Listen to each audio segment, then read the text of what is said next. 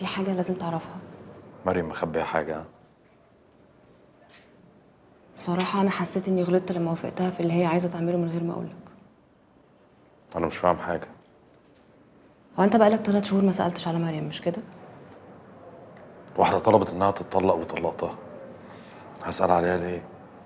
عشان هي تستاهل السؤال، وعشان هي محتاجاه. ما تفهميني يا وردة. ياسين، هو أنت عمرك سألت نفسك إيه السبب الحقيقي اللي خلى مريم تطلب منك الطلاق وتتمسك بيه قوي كده؟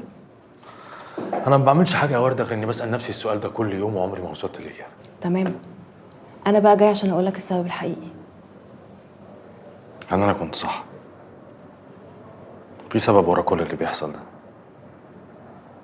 مريم مخبية عليها حاجة. أيوة مخبية، ومش عارفة أصلا لو صح إن أنا أجي أقولك ولا الأحسن إنك ما تعرفش. أنا ممكن أخسر مريم فيها لو عرفت إن أنا قلتلك يا ياسين. فيها يا وردة. مريم عندها كانسر يا ياسين. كانسر؟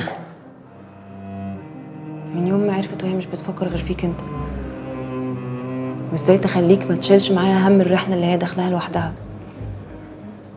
عشان كده ساعتها قررت ان هي تتطلق منك من غير حتى ما تقولك ليه. أنتي بتقولي إيه؟ زي ما بقولك،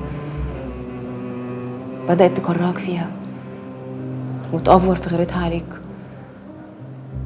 عشان لما يحصل طلاق وبعد ما تبقاش انت عايش معاها اللي هي عايشاه دلوقتي لوحدها.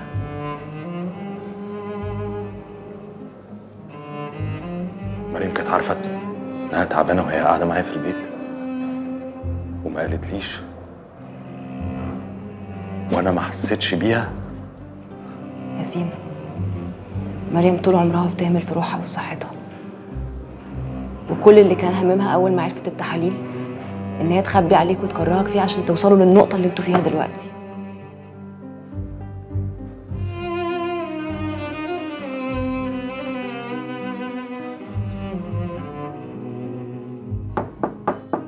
ادخل.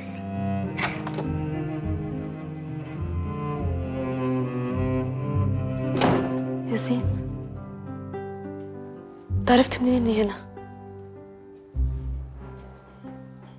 كنتي مستنية إيه يحصل تاني عشان تعرفيني الحقيقة؟ انت عرفت منين؟ مش ده المهم.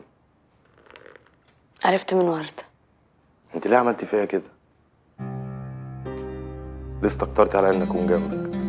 مش عايزة اشوف في عينك النظرة دي. أنا عينيا ما فيهاش ناحيتك إلا كل حب،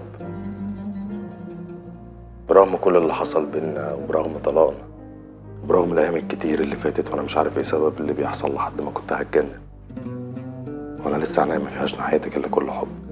مش عايزك تشوفني ضعيف. أنا عمري ما شفتك ضعيفة.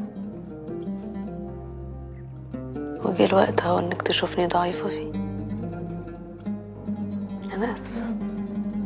أنا اللي آسف. أنا اللي آسف إني ما حسيتش بيكي وإحنا تحت سقف بيت واحد. آسف إن عصبيتي ونرفزتي ما خلونيش أحس إن فيكي حاجة غلط وأمشي ورا كلامك وأطلقك. بصراحة بقى انا ما كنتش هطاق.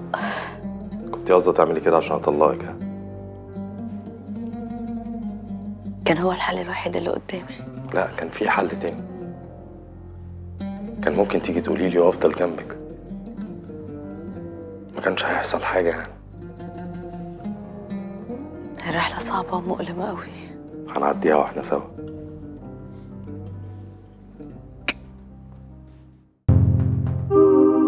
اشترك في باقات واتشت الشهرية بتبدأ من 14 جنيه و99 قرش، وباقات سنوية تبدأ من 150 جنيه.